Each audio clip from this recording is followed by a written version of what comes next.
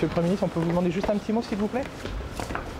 Merci de nous répondre. Simplement, l'expérience aujourd'hui ici est assez inhabituelle, incroyable. J'ai voulu honorer un sport qui apporte beaucoup à la France, parce que c'est le rayonnement technologique de la France. Et puis Sébastien Loeb, c'est 5 victoires en championnat du monde, donc c'est absolument exceptionnel. Et pour l'honorer, je pense qu'il n'y avait pas mieux que d'amener sa voiture dans le parc de Matignon.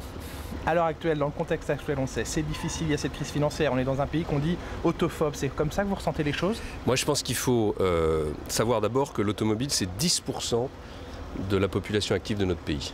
Il y a 10% des Français, de la population active française, qui travaillent grâce à l'automobile. Donc pour nous, c'est absolument stratégique. L'automobile dans une passe difficile, il faut l'aider notamment à changer de mode de propulsion, à aller vers des voitures qui respectent parfaitement l'environnement. Et la compétition automobile, c'est aussi une vitrine technologique et c'est une façon pour la France de montrer son savoir-faire. Donc tout ça est parfaitement compatible.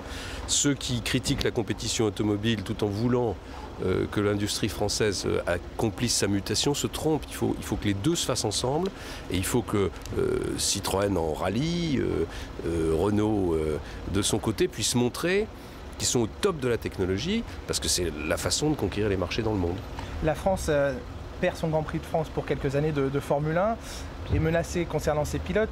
Il y a quand même une crise dans le sport automobile, vous êtes inquiet? Enfin, ça vient de façon successive, hein, les difficultés dans le sport automobile. Sur le Grand Prix de France, on est en train de trouver des solutions. J'espère qu'on va pouvoir proposer une solution. On y a beaucoup travaillé qui permettra d'avoir un Grand Prix de France dès 2011. Je pense que maintenant, hélas, c'est pour 2011. On espère quand même pouvoir trouver des solutions peut-être alternatives pour 2009 et pour 2010. Pour les pilotes, je ne comprends pas pourquoi il y a cette situation, parce qu'on a un système de formation qui est excellent, notamment avec la filière.